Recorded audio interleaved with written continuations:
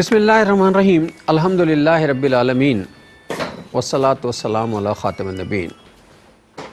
ناظرین محترم، السلام علیکم ورحمۃ اللہ وبرکاتہ۔ پروگرام سیرت النبی صلی اللہ علیہ وآلہ وسلم کے ساتھ آپ کا میزبان ڈاکٹر محمود غزنوی، ہم سب کے پسندیدہ اسکالر جناب شجاع الدین شیخ، آپ کا اپنا چینل ARYQTV۔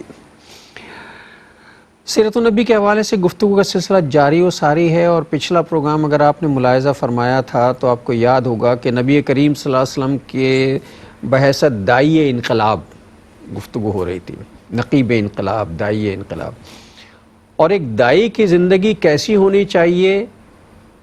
رسول اللہ صلی اللہ علیہ وسلم کی حیات طیبہ کا ایک ایک لمحہ جو ہے وہ ہمارے لیے روشن مثال اور ہمارے لیے مشعل راہ ہے۔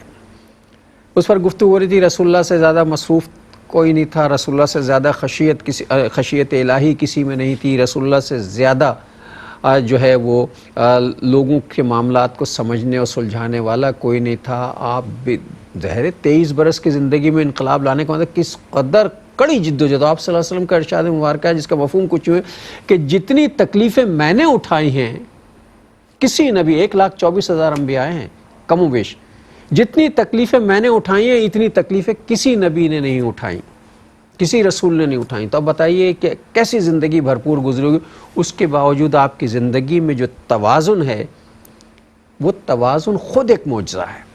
پچھلے پروگرام میں اس حوالے سے بہت سی گفتگو ہو رہی تھی، تو آج انشاءاللہ وہیں سے شروع کرتے ہیں۔ میں شجاع صاحب کی طرف چلتا ہوں پچھلے پروگرام کا ریکیپ لینے کے لیے، اور پھر انشاءاللہ ہم آگے کی طرف چلیں۔ السلام علیکم ورحمۃ اللہ۔ وعلیکم السلام ورحمۃ اللہ وبرکاتہ۔ کیسے مزاج؟ الحمدللہ، آپ خیریت سے ہیں ڈاکٹر صاحب؟ الحمدللہ، اللہ کا شکر۔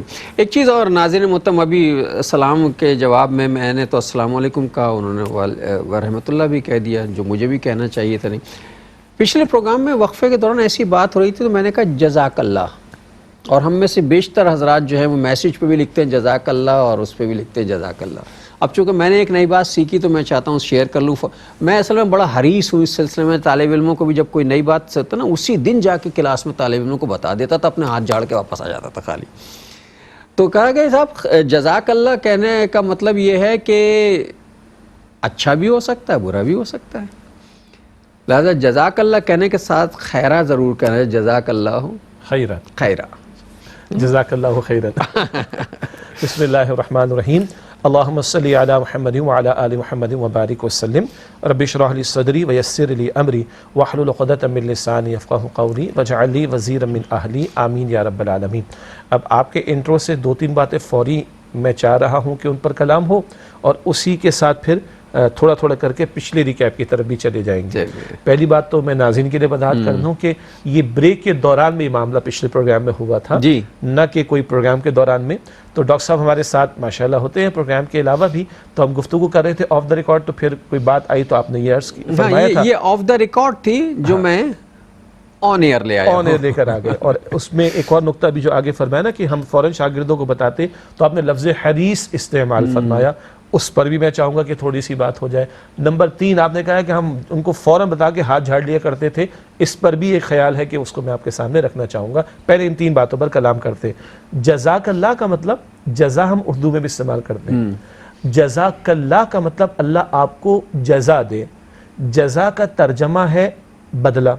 اچھا، میں نے لفظ استعمال کیا ترجمہ، ہمارے بعض بزرگوں نے ہماری اصلاح کی، تو ہم بھی چاہتے ہیں کہ اس کے ذکر کبھی کبھی کر دیتے ہیں، ہم پیش لگاتے ہیں، پیش، ہاں، تو ترجمہ صحیح لفظ ہے، عربی سے ہم نے کہا ہے۔ اچھا، جزاک اللہ کا ترجمہ ہے اللہ آپ کو بدلہ دے۔ وہ بھائی بدلہ اچھا بھی ہو سکتا ہے اور برا بھی۔ تو میں نے عرض کیا جب آف دا ریکارڈ ہم بات کر رہے تھے، اگر کسی عربی کے سامنے بات ہم کہیں گے تو غصہ ہو جائے گا، کہے گا ماذا، کیا کرو تم میرے ساتھ، تم مجھے مارو گے، پنشمنٹ دو گے؟ نہیں میں تو پنشمنٹ نہیں دوں گا۔ تو بھائی تم کہو جزاک اللہ خیرا، اللہ آپ کو خیر والا بدلہ عطا فرمائے، اچھا بدلہ عطا فرمائے، اچھی جزا عطا فرمائے۔ ورنہ عربی ہوگا تو وہ بیچارہ ناراض بھی ہوگا کہ پتہ نہیں برا بدلہ تو میرے ساتھ تم نہیں کرو گے، تم برے میرے ساتھ کوئی برائی کا معاملہ تو نہیں چاہتے کہ اللہ تعالیٰ میرے ساتھ کوئی برائی کا معاملہ کرے۔ تو یہ تو ہے جزاک اللہ خیرا، پورا کہنا چاہیے۔ ایک بات، اب جزاک اللہ، جب ہم جزاک اللہ کہہ رہے ہیں تو کاف پر زبر ہے، جب میں کسی مرد کو کہوں گا تو جزاک اللہ کہوں گا، اگر کسی خاتون کو ماں ہو سکتی ہے، بیوی ہو سکتی ہے، بہن ہو سکتی ہے، بیٹی، یا کہیں اور کسی اور کے ساتھ بھی معاملہ پیش آ سکتا ہے، جب کسی خاتون کو کہا جائے تو جزاک اللہ، کاف کے نیچے زیر ہو جائے، دیر لگ جائے گا. یہ ایک نئی بات پتہ چلی آج. اچھا جی، مجھے نئی بات ہے، مجھے آپ کا نہیں پتا. اسی طرح انٹرسٹنگ بات کیا ہے، اب کہیں سے کوئی ای میل یا کوئی میسج آیا کسی خاتون کی طرف سے، ہم نے جزاک اللہ رکھ دیا، بولا آپ نے غلط لکھا ہے، یہ تو جزاک اللہ ہوتا ہے. تو ہم نے عرض کیا کہ محترمہ جزاک اللہ ہوتا ہے مرد کے لیے اور جزاک اللہ ہوتا ہے عورت کے لیے، لیکن جزاک اللہ خیرن پورا کہیں گے یا جزاک اللہ خیرن پورا کہیں گے. تو کا پر زبر یہ مرد کے لیے، کاف کے نیچے زیر یہ عورت کے لیے. ٹھیک ہو گیا؟ اب یہ تو ہوا خیرہ کا معاملہ. اچھا دوسرا آپ نے یعنی خیرہ کو ایڈ کرنا چاہیے. دوسرا آپ نے فرمایا تھا کہ میں بڑا حریص ہوں، تو ہو سکتا ہے کہ ہمیشہ رہا میں، لیکن ہو سکتا ہے کہ ناظرین کے ذہن میں یہ حدیث تو بڑا عجیب لفظ ہے، لالچی، تو اس کو بھی سمجھ لیتے ہیں. نمبر ایک، قرآن کریم میں یہ لفظ استعمال ہوا رسول اللہ علیہ السلام کے لیے. اللہ اکبر، حریص علیکم. تو وہاں ہم ترجمہ کیا کریں گے؟ تمہاری بھلائی کے بڑے خواہش مند ہیں. بالمؤمنین رؤوف الرحیم، ایمان والوں پر بڑی رأفت اور شفقت فرمانے والے. تو حریص عربی میں مثبت پہلو کے اعتبار سے ہے، پازیٹیو میننگ میں ہے، کسی شے کی خواہش رکھنا، اس کے بارے میں اپنا ایک پورا بھرپور اس میں خیال رکھنا، اس کی خواہش کا اہتمام کرنا. تو آپ نے جب یہ فرمایا کہ میں بڑا حریص ہوں، تو میں اس بات کا بڑا خواہش مند رہتا ہوں، اس بات کا میں بڑا فکر مند رہتا ہوں، اس بات کی میں بڑی کوشش کرتا ہوں کہ وہ بات جو سیکھی ہے نئی، وہ جا کے اپنے شاگردوں کو سمجھا دیں. پھر آپ نے فرمایا کہ ہاتھ صاف کر لیں. ہاتھ صاف نہیں ہوتے. آپ نے بھی سیکھا اپنے بزرگوں سے، ہم نے بھی سیکھا اپنے اساتذہ سے، کہ جس بات کو میں ڈیلیور کرنا شروع کر دوں، لوگوں کو پہنچانا، بتانا، سمجھانا، پڑھانا، سکھانا شروع کر دوں، وہ بات میرے لیے مؤکد ہو جاتی ہے، مضبوط ہو جاتی ہے، پائیدار ہو جاتی ہے، اور میری حافظے کا وہ حصہ بن جاتی ہے، اور میرے لیے پہلے فائدہ ہوتا ہے. تو اگر ہم چاہتے ہیں، ہم نے میتھس سیکھی ہے، اکاؤنٹنگ سیکھی ہے، ہم نے میڈیا کی کوئی تعلیم حاصل کی ہے، ہم نے انجینئرنگ کی کوئی تعلیم حاصل کی ہے، یا ہم نے عربی کی تعلیم حاصل کی ہے، تو ہم دوسروں کو سکھانے والے، جتنا میں سکھاؤں گا، امپارٹ کروں گا، جتنا آگے بڑھاؤں گا، لوگوں تک پہنچاؤں گا، میرے لیے وہ بات خود بخود مضبوط تر ہوتی چلی جائے گی. تو یہ تو جزاک اللہ خیرہ پر اور لفظ حریص پر اور سکھا دینا میرے ہی لیے فائدہ مند ہے. میں نے چاہا کہ کچھ اظہار پہلے اس پر ہو جائے. نہیں، اصل میں ہمارے یہاں ہوتا ہے یہ نا، میرا تجربہ ہے جس پہ میں زندگی کا جو بعض اساتذہ یہ ہوتے ہیں کہ ان کے پاس جو علم آتا ہے اس میں سے ایک حصہ علم کا جو ہے وہ دیتے ہیں. یہ دنیاوی علوم کی بات ہو رہی. ایک حصہ دیتے ہیں، کچھ چیزیں محفوظ رکھتے ہیں. پوچھا بھائی ایسا کیوں کرتے ہو؟ کہ اس لیے کرتے ہیں کہ استاد اور طالب علم کے درمیان ایک فاصلہ رہنا چاہیے نا، میرا علم ان کے علم سے تھوڑا سا اوپر ہونا چاہیے، تب میں استاد ہوں. ہمارا مسئلہ اس سے ادھر کا ہے کہ شجاع صاحب سے جیسے ہی جزاک اللہ والی بات سیکھی ہم نے، خیرہ والی، تو اگر میں کلاس میں جاؤں گا تو سب سے پہلے یہی بات ڈسکس کروں گا اپنے طالبوں سے کہ بھئی ایک نئی بات جو ہے وہ، یا ایک ایسی چیز جو ہمارے علم میں نہیں تھی، اور وہ یہ تو جو بات آج سیکھ لی، ایک نئی بات سیکھی تھی، فوری طور پہ ڈیلیور کر دی جا کر. اب اپنے پاس کوئی، جو میں نے ہاتھ جھاڑنا اس نے کہا تھا کہ اب میرے پاس نئی کوئی بات ہے ہی نہیں، تو میں صاف ہو گیا. تو اگلی بات، اور میرا خیال ہے استاد کو ایسا ہی ہونا بھی چاہیے. علم چھپانے کی چیز تو نہیں ہے نا. سب سے بڑے استاد کون ہیں؟ رسول اللہ صلی اللہ علیہ وسلم. صلی اللہ علیہ وسلم. سب پہنچایا.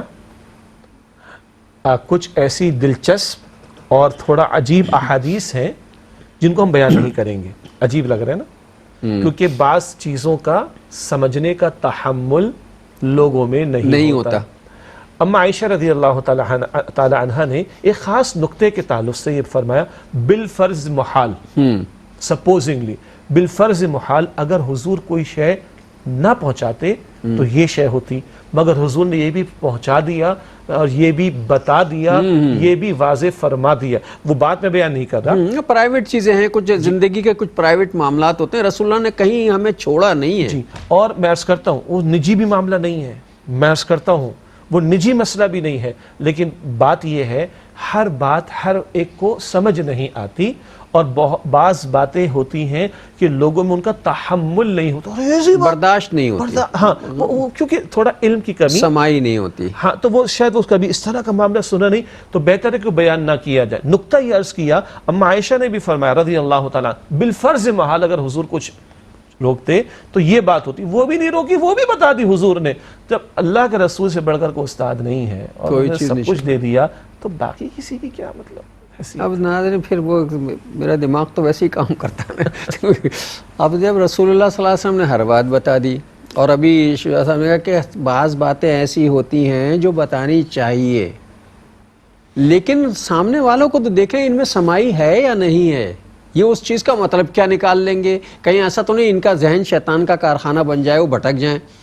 عام آدمی کے لیے تو معاملہ کیا ہے، وہ جو قرآن پاک فرماتا ہے نا نصارہ سے گفتگو کرتے ہوئے، قل یا اہل الکتاب تعالوا الی کلمۃ سواء بیننا وبینکم الا نعبد الا اللہ، اے نبی علیہ السلام فرما دیجئے اے اہل کتاب ایک ایسی بات کی طرف آؤ جو ہمارے تمہارے درمیان مشترک ہے، ہم اللہ کے سوا کسی کی عبادت نہ کریں۔ ہم مسلمان و نصارہ میں بہت زیادہ اختلاف رائے ہے، مگر قرآن پاک کہتا ہے مشترکہ بات سے بات شروع کرو، جبکہ ہم مسلمانوں کے مکاتب فکر کے درمیان میں اکثر باتیں مشترک ہیں، اکثر نہیں بہت زیادہ، میکسیمم، جی، تو ان مشترکات پر کلام کرو۔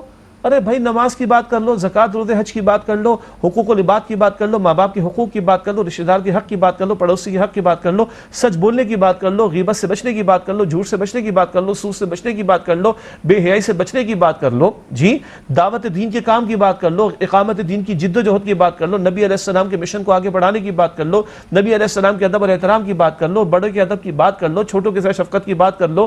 یہ اتنی ساری باتوں پر عمل ہو چکا ہے ہمارے نہیں نا؟ تو اتنا ہی کر لو تو عمل پہ لوگ آ رہے ہیں، کتنی اچھی امت ہو جائے گی ہماری، کتنی اچھی قوم ہو جائے گی ہماری۔ ہم چن چن کے اختلافی باتوں کو لا کر کے لوگوں کو دین سے متنفر کرنے کے در پہ اچھا اختلافی باتیں بھی اگر کسی اختلافی باتیں ہو بھی رہی ہیں تو وہ ایک حلقے میں ہوتی ہیں، وہ پبلکلی نہیں ہوتی ہیں ہوا میں، ایک حلقے میں اگر کوئی آدمی اختلافی مسئلہ پوچھ بیٹھے تو اسے بٹھا کے الگ سے سمجھا دیا جائے کہ بھئی یہ مسئلہ ہے، تاکہ اس کی تسلی ہو جائے۔ ایک وقفہ لیتے ہیں پھر آ کے بات کرتے ہیں۔ السلام علیکم ورحمۃ اللہ وبرکاتہ، ویلکم بیک ناظرین۔ وقفے کے بعد پروگرام سیرت النبی صلی اللہ علیہ وآلہ وسلم میں آپ کا خیر مقدم ہے۔ کچھ لوگوں کی اصل میں ہمارے ہاں ایک چیز جو ادب میں بھی ہوتی ہے، وہ میں ویسے ہی ڈسکس کر رہا ہوں، تب ادب برائے ادب، ایک ہوتا ادب برائے عوام۔ ادب برائے ادب وہ ہے جس میں بڑا ثقیل اور بالکل بہت ہی ٹپیکل قسم کی گفتگو، اسے صرف ادبی حلقہ سمجھ سکتا ہے۔ استعارے ہیں، تشبیہات ہیں، کنائے ہیں، رمز ہیں، یہ ہیں وہ سب، وہ تو ہر آدمی تو سمجھتا، وہ ہے ادب برائے ادب۔ اگر ہم بھائی 4-6 ادیب بیٹھے ہیں یا شاعر بیٹھے ہیں تو وہاں یہ بات کر لیجئے، ایک دوسرے سے کر لیں گے، بحث بھی۔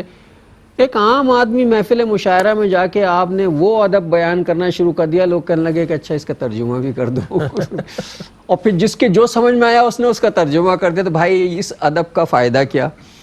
تو اسی طرح علمی مسائل جو ہیں وہ پبلکلی ڈسکس نہیں کی جاتے، جو پبلک میں میجورٹی ایسی ہوتی ہے جو کم علم ہوتی ہے، جن کی ذہنی سطح کم ہوتی، اس کا مطلب سب اپنی اپنی ثوابدید کے مطابق نکالتے ہیں۔ جی ہاں، یا تو ہم یہ کہیں کہ جہاں ہمارے آڈینس مستقل لوگ ہیں اور ان کی علمی استعداد بڑھائی جا سکتی ہو اور ان کے تحمل والے پہلو کو بھی بڑھایا جا، تحمل سے مراد کیا ہے؟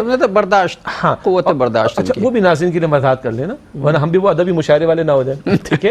کہ تحمل سے مراد کیا ہے؟ اس بات کا یقین رکھنا کہ دلائل کے اعتبار سے کسی ایک ہی معاملے پر ایک سے زیادہ آراء ہو سکتی ہیں۔ ایک دو پروگرام پہلے آپ نے وہ کھوٹے والی مثال دی تھی نا، دونوں کی نیت ٹھیک ہے، عمل برعکس ہے، لیکن دونوں کو اجر ملے گا۔ ایسے واقعات ہمیں صحابہ کرام کیا ملتے ہیں رضی اللہ عنہم اجمعین، بلکہ بنو قریظہ کے بعد کا معاملہ یاد ہوگا آپ کو، ہم نے بیان کیا بہت مشہور ہے وہ عصر کی نماز کا معاملہ۔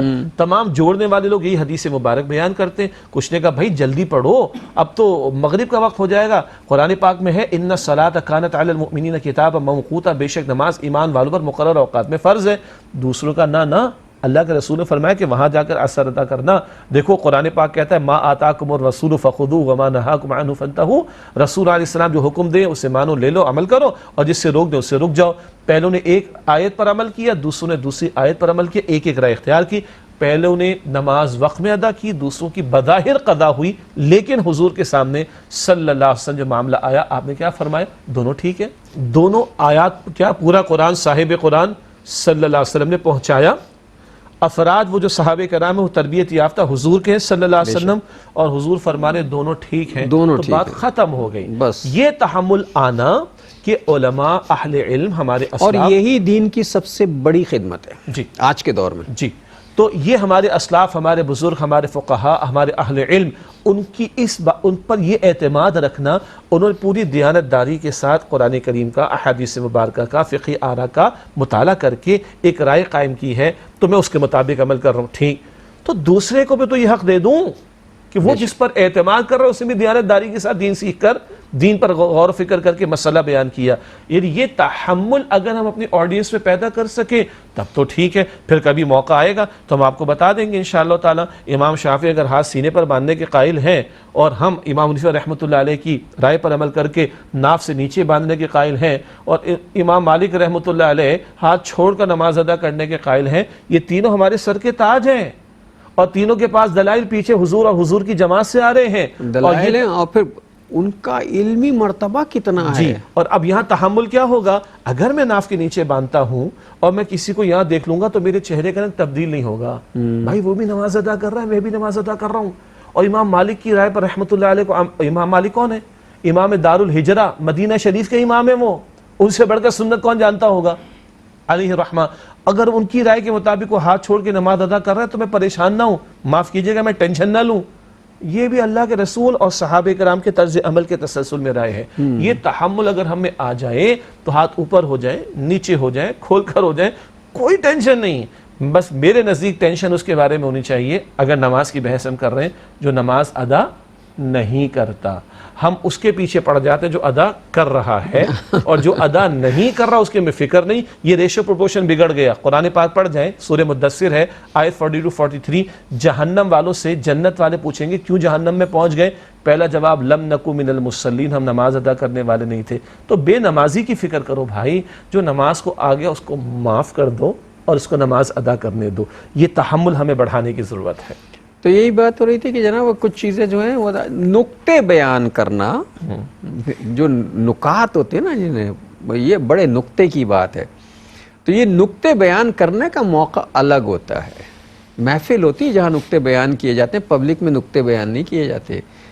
پبلک میں بڑی بڑی دلیلیں نہیں دی جاتی، چونکہ عام آدمی کے رسول اللہ صلی اللہ علیہ وسلم کا طریقہ بھی تھا، جس محفل میں جاتے تھے اس محفل کے مطابق. حد یہ کہ اگر دیہاتیوں میں گئے تو ان کی زبان میں اور ان کا محاورہ، ان کا روزمرہ استعمال کیا ہے. بہت قیمتی بات ہے نا. زبان تو عربی تھی، مگر محاورہ مختلف، محاورے مختلف، لہجے مختلف، ڈائلیکٹ مختلف. تو حضور تو افصح العرب صلی اللہ علیہ وسلم، عرب کے فصیح ترین انسان ہے حضور صلی اللہ علیہ وسلم. اس کا حضور لحاظ رکھتے. اور ایک حدیث میں جو ذکر آتا ہے، بار بار ہم نے ذکر کیا، آپ بھی ذکر فرماتے ہیں، بلکہ ڈاکٹر صاحب نے اپنی کتاب بھی اس کا حوالہ دے رکھا ہے، کلموا الناس علی قدر عقولہم، لوگوں سے کلام کرو ان کی عقل کے مطابق، عقل کے مطابق، فہم کے مطابق، عقل کے مطابق. اس زبان میں استعمال کرو جس زبان میں. اگر دیہات میں جاؤ تو دیہات کا محاورہ روزمرہ. اب آپ کہیں گے روزمرہ کیا ہوتا ہے؟ روزمرہ سے مراد دیہاتی اہل زبان جو ہے وہ کوئی خاص قسم کی زبان، جیسے ہم کہتے ہیں نا وہ آٹھ آنسو رو رہا تھا. اب گنتی تھوڑی ہوتی ہے، 7واں 8واں آنسو ہے، آٹھ آنسو رونا. یہ اہل زبان جو اردو کے ہیں ان کا روزمرہ ہے. تو ان کا روزمرہ میں اگر بات کی جائے گی، ان کی زبان میں بات کی، وہ زیادہ بہتر سمجھیں گے. اور اگر میں بات کروں اوپر کی استعارے بیان کرنا شروع کر دوں، کنائے اور کہاوتیں اور دوسری استعمال کر، ان کے تو پلے ہی نہیں پڑے گا. تو ہمیشہ رسول اللہ صلی اللہ علیہ وسلم کی تربیت یہ تھی کہ جن لوگوں میں جاتے تھے ان کی ذہنی سطح کے مطابق. کسی نے آ کے پوچھا کیا اسلام ہے؟ کہا کہ سلام کیا کرو اور جو ہے وہ کھانا کھلایا کرو بھوکوں کو. دوسرے نے آ کر پوچھا، آپ نے کوئی اور جواب دیا. اب اس میں ہم ہوں تو اختلاف کہ نہیں حضور نے کہا تھا یہ اسلام ہے، اور وہ دوسرے کا نہیں حضور نے کہا تھا یہ اسلام ہے. حالانکہ دونوں اسلام ہے، حضور نے کہا. بلکہ اس میں اللہ کے رسول صلی اللہ علیہ وآلہ وسلم کا جو طریقہ تربیت تھا اس پر بھی ایک توجہ کا معاملہ ایک نقطے پر رہے. طریقہ تربیت تو بڑا طویل ہے حضور کا علیہ السلام، بڑے گوشے. ایک نقطہ کیا ہے، کچھ آپ عموم کی رہنمائی عموم کے اعتبار سے دیتے تھے، اور کچھ لوگوں کے معاملات، حالات، مزاج کو دیکھ کر آپ رہنمائی دیتے. مشہور ایک حدیث مبارک ہم سب کو یاد ہے. ایک صاحب تشریف لائے، نبی علیہ السلام کی خدمت میں فرمایا کہ عرض کی یا رسول اللہ علیہ السلام اوصنی، مجھے وصیت فرمائیے. آپ نے فرمایا کہ لا تغضب، ارے غصہ مت کیا کرو. یا رسول اللہ مجھے وصیت فرمائی لا تغضب، غصہ مت کیا کرو. یا رسول اللہ مجھے وصیت فرمائی لا تغضب، تم غصہ مت کیا کرو. تو حضور علیہ السلام نے محسوس یہ کیا کہ ان صاحب کی روحانی ترقی میں ان کے غصے کی کیفیت رکاوٹ ہے. تو ان کو غصے سے بچنے کی آپ نے ترغیب دلائی. اس کا یہ مطلب تو نہیں کہ حضور نے اور کوئی وصیتیں نہیں فرمائی ہوں گی یا حضور یہاں اور وصیتیں نہیں فرما سکتے تھے. نہ، یہاں محسوس یہ ہوا کہ ان کے غصے والی کیفیت ان پر غالب ہے جو ان کی روحانی ترقی میں اور بندوں کے ساتھ معاملات میں رکاوٹ ہوگی. تو اس کو اللہ کے نبی علیہ السلام نے 3 مرتبہ بیان فرمایا. اس کو کہتے ہیں ایک عموم کا وعظ ہوتا ہے جبکہ تربیت انفرادی سطح پر ہوتی ہے. کس کا کیا مسئلہ ہے، کس کا کیا مزاج ہے، کس کے کیا حالات ہے. کہیں نبی علیہ السلام خوب مال خرچ کرنے کی بھی تعلیم دیتے اور کبھی آپ فرماتے ہیں ارے کھجور کا ایک ٹکڑا دے کر بھی تم اپنے آپ کو جہنم کی آگ سے بچا سکتے ہو تو دے دو اللہ سبحانہ وتعالیٰ کی راہ میں. یہ کن لوگوں کو ترغیب دلائی جا رہی جو مالی اعتبار سے زیادہ مستحکم نہیں ہوں گے. رمضان شریف کے موقع پر ایک حدیث مبارک کا ذکر آتا ہے جو سلمان فارسی رضی اللہ تعالیٰ عنہ سے روایت ہے کہ بھئی کسی کو کوئی پیٹ بھر کر کھانا کھلا دے افطار کے موقع پر تو اس کو یہی اجر ملے گا. اللہ کے پیغمبر ہمارے پاس تو کچھ نہیں. ارے بھائی کوئی کسی کو لسی کے چند گھوٹ یا پانی کے چند گھوٹ ہی پلا دے اس کو بھی اجر ملے گا. اور سلمان فارسی رضی اللہ تعالیٰ عنہ فقراء صحابہ میں، درویش صحابہ میں ہے تو مال کی ظاہری وسعت تو نہیں تھی. نہ اللہ سب کا مالک، سب کا رب ہے. اللہ ڈھیروں خرچ کرنے والے کو بھی اجر دے گا، پیٹ بھر کر کھلانے والے کو بھی اجر دے گا، اور جو پانی کے چند گھوٹ کسی کو پلا کر روزہ افطار کرا دے اللہ اس کو بھی اجر عطا فرمائے گا. یہ ہے لوگوں کے حالات اور واقعات اور کیفیات اور بیک گراؤنڈ اور معاملات کو دیکھ کر ان کی تربیت کرنا. ہم تو نیکی کرنے کے معاملے میں سوچتے ہیں کہ نیکی بڑی ہوگی تو نیکی ہوگی، بہت بڑی سی نیکی ہوگی. میں ایک دیگ پکا کے بانٹوں گا تو جناب لنگر ہو. وہ کسی نے کہا تھا نا کہ صاحب ایک صاحب گئے اور کہنے لگے میرے گھر میں بڑی تنگ دستی ہے اور میرے یہاں کھانے کو نہیں ہے. یعنی تو کہنے لگے بھائی تو ایسا کر 30 بھوکوں کو کھانا کھلا دیا کر روزانہ. چڑ گئے. میں کہہ رہا ہوں میرے گھر میں کھانے کو نہیں ہے، آپ کہہ رہے 30 بھوکوں کو. بھائی بھوکے انسان ہی تھوڑی ہوتے ہیں. تیرے دسترخوان پر جو رزق بچ جاتا ہے چیونٹیوں کو ڈال دیا کر، چڑیوں کو ڈال دیا کر، پرندوں کو ڈال دیا کر. بھوکے ہیں نا، ماشاءاللہ ہے نا، بھوکوں کو کھانا. اور ناظرین ہوتا اب یہ بات نکلی ہے، یہ کرنا چاہیے. اپنے دسترخوان پہ جو رزق بچتا ہے اسے پرندوں کو، اگر آپ کو چھت میسر، آپ کسی فلیٹ میں نہیں رہتے، اللہ تعالیٰ سب کو دے، تو چھت پہ ڈال دیں، گیلری میں ڈال دیں جہاں پرندے آتے ہوں. پانی رکھ دیں، پرندوں کو پانی رکھ دیں. پرندوں کو وہ رزق جو آپ بھوسی ٹکڑوں میں پھینک دیتے ہیں، جو ضائع ہو جاتا ہے، جو ڈسٹ بن میں ڈل جاتا ہے، انہیں سب کو اٹھا کے پرندوں کو رکھ دیں. اور یقین جانیں اس سے رزق میں بڑی برکت ہوتی ہے. ہم نے کسی موقع پر ایک بزرگ کا حوالہ دے کر دسترخوان کو سمیٹنے کے آداب کا جی ذکر مجھے یاد آ رہا تھا. میں نے کہا کہ دسترخوان کیسے سمیٹا جاتا ہے. اچھا دسترخوان سمیٹنے کے بھی کوئی آداب ہوا کرتے ہیں. ہاں بیٹا دیکھو یہ ہڈیاں جو ہیں ان کو علیحدہ کر دو. یہ چھوٹے چھوٹے ٹکڑے ذرے بوٹیوں کے رہ گئے ان کو علیحدہ کر لو. یہ اگر چاول کے کچھ، ویسے تو ہم کوشش کریں صاف کریں، لیکن اگر بچ گیا رہ گیا تو پھر جو گر گئے دسترخوان پہ نا، اب وہ تو ضائع کرنے نا انہیں. چاول کے دانوں کو جو ہے وہ علیحدہ کر لو. اب یہ ہڈیاں جو ہے وہ کہیں کتوں کے کام آ جائیں گی، یہ چھوٹے چھوٹے ذرات جو ہے یہ چیونٹیوں کے کام آ جائیں گے، یہ چھوٹے روٹی کے ٹکڑے یہ پرندوں کے ٹکڑے الگ الگ کر لو. یہ ہے دسترخوان کو سمیٹنے کے آداب. اصل میں اس میں تربیت کا نقطہ کیا ہے؟ اللہ کی نعمتوں کی قدر کرو. آپ نے بلکہ ذکر کیا تھا واٹس ایپ پر ایک ایمیج آیا تھا سمجھانے کے لیے، اس کو آپ ایکسپینڈ کریں. اصل تو ایک پلیٹ تھی، یاد آ گیا، لیکن اس امیج کو اگر آپ ایکسپینڈ کریں تو اس پلیٹ کے اندر کچھ ذرے تھے بوٹی کے یا چاول کے، کچھ دانے تھے، اور چاروں طرف کچھ لوگوں کی تصویریں دکھائی گئی ہیں کہ جو مفلوق الحال ہے. اور وہ اس پھینکے ہوئے کے تعلق سے فکر مند ہے کہ شاید ہی ہمیں مل جائے. ہم نے وہ بھی ذکر کیا تھا، ایک ادارے نے اچھا کیپشن لگایا کہ آپ کا 2.5% کسی کا 100% ہوتا ہے. وہ تو ہے زکوٰۃ.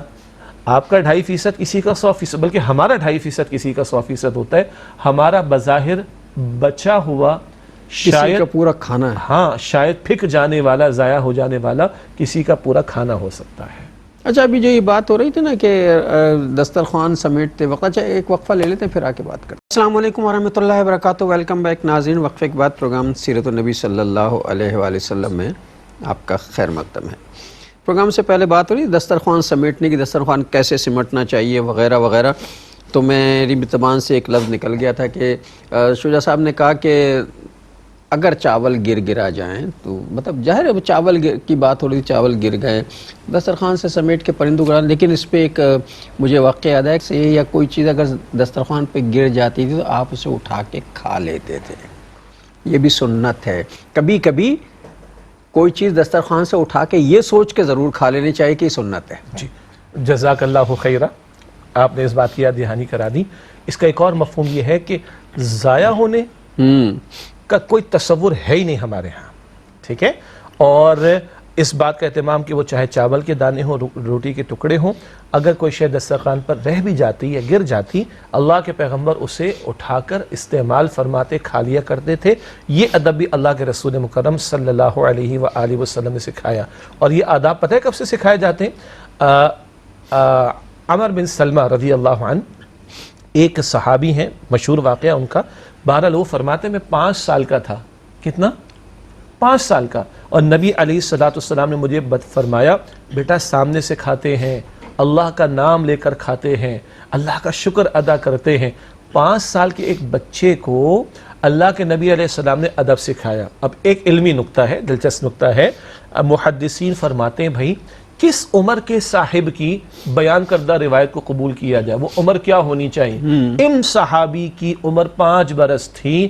تو اس کو ضبط کہتے ہیں ہمارے محدثین، کہ کسی کے اندر کسی بات کو یاد رکھنے کا، محفوظ رکھنے کی استعداد پیدا ہو جائے. تو ان کی روایت تو وہ قبول کی گئی جب یہ 5 برس والی بات کو بیان فرما رہے، اس کو بھی قبول کیا گیا. یہ علمی نکتہ محدثین کے انداز سے ہو گیا. البتہ کوئی چیز گر گئی ہے دسترخوان پر، اس کو اٹھا کر قابل اگر وہ استعمال ہے ہم استعمال کر لیں اس کو اللہ کے نبی علیہ السلام کی سنت سمجھ کر. اور باقی وہ پوری بات اپنی جگہ رہے گی کہ دسترخوان کے بھی آداب ہیں. اور وہ جملہ بھی اگر ہمارے ذہنوں میں رہے کہ ہمارا شاید بچا ہوا جو شاید ضائع ہونے جا رہا ہے وہ کسی کا پورا پیٹ بھر دے، اور ہماری 2.5% زکوٰۃ شاید کسی کے لیے 100% کا درجہ رکھتی ہو، اور ہمارا تھوڑا سا شاید کسی کے لیے پورے کا درجہ رکھتا ہو. اور سچی بات ہے کہ ان نعمتوں کی قدر ہوگی تو اللہ اور ہمیں عطا فرمائے گا انشاءاللہ. اور یہ جو ہم نے تصور باندھ رکھا ہے نا کہ صاحب وہ بہت ہوگا تو نیکی کریں گے، بڑی نیکی ہوگی تو کریں گے، پوری دیگ ہوگی تو بانٹیں گے. اب یہ جو ایک گلاس پانی پلانا تو کون سی نیکی ہے؟ یہ کوئی نیکی ہے پانی؟ آج کل تو پانی پلانا بھی بڑی نیکی ہے بھائی. وہ اتنی سی بوتل جو ہے نا وہ اچھی خاصی مہنگی ملتی ہے. اللہ معاف کرے، یہ اللہ کی طرف سے نعمتوں کی ناشکری کا عذاب ہے کہ وہ پانی جو اللہ نے ہر بندے کے لیے، ہر زندہ مخلوق کے لیے پیدا کیا تھا، وہ ہمیں خرید کے پینا پڑ رہا ہے. ایک حدیث مبارک میں آتا ہے کہ لا تحقرن من المعروف شیئا، نیکی اور بھلائی کے کسی بھی کام کو حقیر نہ سمجھو. جب کسی نیکی کرنے کا موقع میسر آ جائے، یہ بھی نعمت ہے اللہ کی، اللہ دینا چاہ رہا ہے تو اس کو رد نہ کریں، اس کو حاصل کریں. اور کس قدر نیکی، حدیث ہم سب کو یاد ہے، کسی مسلمان بھائی کو دیکھ کر مسکرانا، یہ بھی اس میں کچھ نہیں جاتا، کچھ نہیں جاتا. اچھا، اور راستے سے تکلیف دہ شے کو ہٹا دینا یہ بھی صدقہ ہے. کسی کا کوئی سامان گر گیا، موٹر سائیکل ہو سکتی ہے، گاڑی ہو سکتی ہے وغیرہ، اس کے سامان کو اٹھا کر لوڈ کرا دینا یا دے دینا. اب لوڈنگ سے مراد پورا ٹرک نہیں ہے، ظاہری بات ہے ہمارے فزیکل بس میں شاید بہت سو کے نہ ہو، لیکن کسی کی کوئی شے گر گئی اس کو دے دینا، راستہ سڑک کراس کرا دینا. یہ سارے اعمال ایسے ہیں جس میں کوئی زیادہ نہیں چاہتا آپ کا میرا، یہ سارے اعمال بھی نیکیاں ہیں. اور حدیث مبارک یہ کہ نیکی کے کسی کام کو حقیر نہ جانو. کیا پتہ کون سی نیکی کے کل ہمیں کی ضرورت پیش آ جائے اور افسوس ہو جائے کہ کاش وہ نیکی بھی میں کر لیتا، تو موقع ملے تو کر ڈالے بندہ. کسی کبوتر کا بچہ جسے وہ پرواز کرنا سکھا رہے ہوتے ہیں وہ اڑ کے گر جاتا ہے، کوے کا بچہ گر جاتا ہے، زمین پہ گر جاتا ہے، اسے اڑنا نہیں آتا. پھر وہ ماں باپ اس کے آتے ہیں، اسے اڑانے کی کوشش کرتے ہیں. اگر فرض کیجئے کوئی کوے کا بچہ، کسی کبوتر کا بچہ کسی ایسی سڑک پہ گیا جہاں اس کے کچلے جانے کا احتمال ہے کہ کچلا جائے گا یا کسی گاڑی میں آ جائے گا، اسے اٹھا کے کسی ایسی سائٹ پہ رکھ دینا کہ جہاں اس کی جان محفوظ ہو جائے، یہ بھی بڑی نیکی ہے. ایسے بہت سارے مواقع ہماری زندگی میں ہیں. کسی کو راستہ سجھا دینا، گو کہ بہت لوگ اسمارٹ فون کر کے اب اپنی لوکیشنز پر پہنچ جاتے ہیں، سب کے باوجود بھی کسی کو پہنچا دینا. کوئی مریض ہے، اس کو ویل چیئر پہ بٹھانا ہے، اکیلا ایک آدمی نہیں بٹھا سکتا تو اس کو سہارا دے دینا. ایسی بیسیوں باتیں. پبلک ٹرانسپورٹ اگر ہے، جہاں اگر ہے، جی اگر ہے، اب تو یہ صورتحال اگر ہے، اللہ عافیت رکھے. لیکن بہرحال اگر کسی بزرگ کو، کسی بیمار شخص کو یا معذور کو ہم دیکھیں تو اپنی سیٹ اس کو پیش کر دیں. یہ سارے پہلو ایسے ہیں کہ جس میں بندے کا کچھ جاتا نہیں ہے، مگر اس کا جو آخرت کا اکاؤنٹ ہے وہ اوپر ہوتا چلا جائے گا. تو کسی نیکی کو بھی حقیر نہ جانو، یہ اللہ کے رسول علیہ السلام کی تعلیم. اور کسی نیکی کو مطلب اس وجہ سے چھوڑ بھی نہیں دینا چاہیے. اب کون جائے سڑک کراس کروں, اس کو یہ کروں وہ کروں, تکلیف مشقت ہے, تو کسی مشقت کی وجہ سے بھی کسی نیکی کو ضائع نہیں کرنا چاہیے. مشقت تو ختم ہو جائے گی تھوڑی دیر کے بعد, چند لمحوں کے بعد. نیکی جو ہے وہ قائم رہے گی قیامت تک کے لیے. یہ جملے بڑے قیمتی ہے, پہلے بھی بات ہو چکی ہے. گناہ کی لذت بہت تھوڑی سی ہے اور اس کی سزا کی شدت اور مدت بڑی طویل ہے. گناہوں کی چھوٹی موٹی ہلکی پھلکی لذت ہوتی, گناہ کی لذت تھوڑی ہے اور اس کی سزا کی شدت اور مدت طویل ہے جہنم کے اندر. نیکی کی مشقت تھوڑی سی ہے, اس کی راحت ہمیشہ ہمیشہ کے لیے ہے جنت میں. اللہ تعالی ہمیں اس کا یقین عطا فرمائے. آمین. یہ ساری چیزیں چھوڑنی چاہیے. بات جو ہے وہ اس حوالے سے ہو رہی تھی کہ دائی کی زندگی میں یہ, اچھا اب سمجھے کہ آپ موضوع سے ہٹ گئے. دائی کی زندگی میں یہ چھوٹی چھوٹی چیزیں بہت اہم ہیں. مطلب یہ تربیت کا ذریعہ ہیں, لوگوں کو ان کی اس کی شخصیت بتاتی ہیں کہ ایک جو اللہ کا صحیح اللہ کا بندہ ہے, جو اللہ کی مطلوب اور مقصود زندگی گزارنا چاہتا ہے, اس کی زندگی جو ہے وہ اس طرح. اور رسول اللہ صلی اللہ علیہ وسلم کی حیات طیبہ سے ہمیں یہ سارے معاملات ملتے ہیں. ایسا نہیں ہے کہ رسول اللہ کی زندگی میں یہ چھوٹے چھوٹے معاملات ہمیں نہیں ملتے. جن احادیث کا تھوڑی دیر پہلے ذکر ہوا, مسکرانا بھی مسلمان بھائی کو دیکھ کر نیکی, راستے سے تکلیف دہ شے کو ہٹا دینا بھی نیکی, اور کسی کو اس کا سامان گر گیا تو لوڈ کرا دینا بھی نیکی. انہی احادیث میں ذکر ہے کسی کو خیر کی بات سکھا دینا بھی نیکی, کسی کو کسی منکر یعنی برائی سے روک دینا بھی نیکی. اور اس امت کو تو اسی کام کے لیے کھڑا کیا گیا, یہ تو امت کے فرائض میں شامل ہے. سورہ آل عمران کی آیت نمبر 110 ہے, کنتم خیر امت اخرجت للناس تأمرون بالمعروف وتنہون عن المنکر, تم بہترین امت ہو جنہیں لوگوں کے لیے برپا کیا گیا, تم نیکی کا حکم دو گے, تم بدی سے روکو گے. تو کسی کو نیکی کی تعلیم دینا, بدی سے روکنا, یہ تو ہمارے دینی فرائض میں شامل ہے نا. یہ کام کرے تو یہ بھی نیکی ہے. اب اس کے فضائل بھی بہت ہیں. اللہ کے نبی صلی اللہ علیہ وسلم نے ارشاد فرمایا, الدال الی الخیر کفاعلہ, نیکی کی طرف دعوت دینے والا نیکی کرنے والے کی طرح ہے. کیا مطلب؟ ہم کسی کو خیر کی تعلیم دیں اور وہ بات سمجھ اس کو آ جائے اور وہ نیک عمل میں لگ جائے, اس کا اجر تو ملے گا, اتنا ہی اجر اللہ نیکی کی دعوت دینے والے کو, اس کو خیر کی طرف بلانے والے یا لگانے والے کو بھی عطا ہوگا. یہ تو فائدہ ہی فائدہ بندے کا. فرض تو ہے, ہم نے امتی ہونے کے ناطے کام کرنا ہے, مگر اگر یہ کام کرے تو نفع ہی نفع ہے. حدیث مبارک کی دعا, سبحان اللہ, اللہ کے پیارے رسول علیہ السلام نے دعا عطا فرمائی. ویسے اس بات کو بیان کرنے سے پہلے ایک جملہ میں عرض کرتا ہوں, ماں کی دعا ہم کہتے ہیں جنت کی ہوا. تو اللہ کے رسول کی دعا کتنی بڑی بات ہوگی. ہزاروں مائیں ہماری قربان حضور کی حرمت پر صلی اللہ علیہ وسلم. تو ماں کی دعا ہم کہتے ہیں جنت کے, حضور کی دعا کا عالم کیا ہوگا. آپ فرماتے صلی اللہ علیہ وسلم, اللہ تعالیٰ اس بندے کو خوش و خرم رکھے, تر و تازہ رکھے, جو مجھ سے کوئی بات سنے اور اسی طرح دوسروں تک پہنچا دے. ہزاروں آیات قرآن کریم کی, ہزاروں ارشادات رسول اکرم علیہ السلام کے آپ کو اور مجھے مل گئے. اب ان کو آگے پہنچاتے تو ہم حضور علیہ السلام کی دعا کہ انشاءاللہ تعالی مستحق ہو جائیں گے. اللہ اسے خوش و خرم رکھے, تر و تازہ رکھے, جو مجھ سے کوئی بات سنے اسی طرح دوسروں تک پہنچا دے. یہ جو گفتگو میں نے کی تھی نا کہ صاحب کچھ چھوٹا چھوٹا کام کر دیں, یہ چھوٹی چھوٹی چیزیں جو ہیں دائی کی زندگی میں, تو میں نے کہا تھا رسول اللہ صلی اللہ علیہ وسلم کی زندگی میں ایسے بہت سی چیزیں بظاہر چھوٹے چھوٹے نظر آتے ہیں اور کر دیں. آپ کو یاد ہوگا کہ رسول اللہ صلی اللہ علیہ وسلم جب دعوت حق دے رہے تھے تو ایک بوڑھی عورت نے جو مشرکہ تھی, وہ اپنا سامان اٹھائے, پوٹلی اٹھائے کہیں جا رہی, تو آپ صلی اللہ علیہ وسلم نے اسے روکا کہ میں کہاں جا رہے ہو, کہ میں وہاں تک جانا ہے, مجھے یہ سرحد پار کرنی ہے یہاں سے. آپ نے کہا لاؤ یہ وزن مجھے دے دو, اٹھایا اور چلتی ہے. تو جب وہاں تک پہنچتی رہی تو وہ عورت یہ کہتی بھی جا رہی تھی کہ میں جو ہے وہ اس بستی کو چھوڑ کے دوسری بستی میں جا رہا ہوں, چونکہ یہاں ایک ایسا شخص آ گیا ہے جو ہمارا دین خراب کر رہا ہے, جو ہمارا مذہب خراب کر رہا ہے, ہمارے بتوں کو برا کہتا ہے, ہمیں یہ کرتا ہے, یہ کہتی ہوئی, اور آپ صلی اللہ علیہ وسلم وزن اٹھائے بھی چلے جا رہے ہیں اس کے پیچھے. جب وہاں چھوڑ دیا تو وہ بڑی خوشی کہنے لگی کہ اللہ تجھے خوش رکھے. اللہ بیٹا یہ تو بتا کہ تو ہے کون. آپ صلی اللہ علیہ وسلم نے فرمایا میں وہی ہوں جس کی آپ برائی کر رہی ہیں. اللہ اکبر کبیرہ. میں وہی ہوں جو نیکی کی تعلیم دیتا ہے. تو وہ مشرکہ کا سامان گٹھری اٹھا کر آپ چھوڑنے جا رہے ہیں اور وہ آپ کو برا بھلا کہتی ہوئی جا رہے راستے میں, اور وہاں جا کے پوچھتی تم ہو کون, تو کہا میں وہی محمد ابن عبداللہ صلی اللہ علیہ وسلم ہوں. ایمان لے آئی.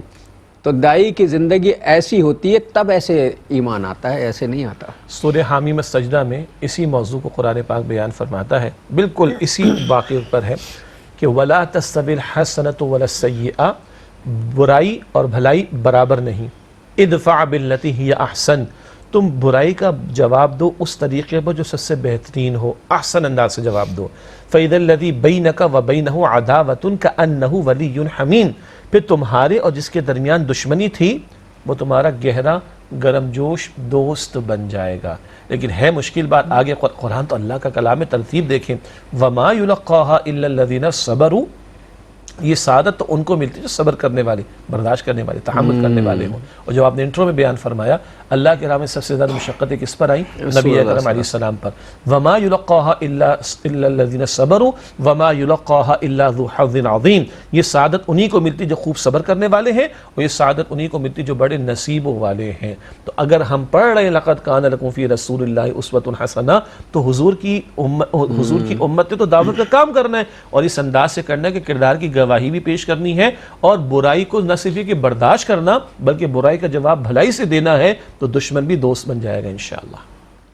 اور برائی کا جواب بھلائی سے دینا جو ہے رسول اللہ کی حیات طیبہ میں, پوری حیات طیبہ جو ہے برائی کا جواب بھلائی سے.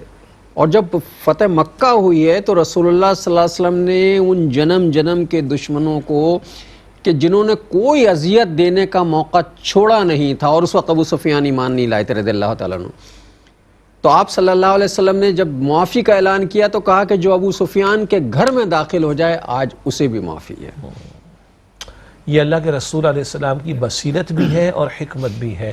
ایسے لوگ پھر ایمان بھی لائے ہیں, اور ان کو جب حضور نے نوازا تو ان کی ساری ہمدردیاں حضور کو اس معنی میں مل گئیں کہ اب انہی لوگوں کی محنتیں اور ساری صلاحیتیں اللہ کے دین کے کام اور اس مشن کے لیے استعمال ہوئی جس مشن کے لیے اللہ کے رسول کو بھیجا گیا. لِيُظْهِرَهُ عَلَى الدِّينِ كُلِّهِ, تاکہ آپ صلی اللہ علیہ وسلم اللہ کے دین حق کو کل نظام زندگی پر غالب فرما دیں. یہ معافی دینے کا نتیجہ کیا نکلا؟ وَرَأَيْتَ النَّاسَ يَدْخُلُونَ فِي دین اللہ افواجا. الحمدللہ. اور یہ لوگوں سے معاملات ہیں, یہ آپ نے معجزات دکھائے لوگ ایمان نہیں لا رہے, آپ وہ چیزیں پیش کر رہے ہیں لوگ ایمان نہیں لا رہے, لیکن جب معاملات کر رہے ہیں آپ معاف کر رہے ہیں تو دیکھیے یہ جوق در جوق جو ہے وہ لوگ چلے آ رہے ہیں. تو یہ معاملات داعی کی زندگی بہت اہم ہے جسے ہم سریعاً نظر انداز کرتے ہیں. ہمارا کام ہے تبلیغ کرتے رہیں, میسیجیں دیتے رہیں, واعظ کرتے رہیں, نصیحتیں کرتے رہیں, لوگوں کے مسائل شیئر نہ کریں, لوگوں سے معاملات جو ہیں نہ لائیں.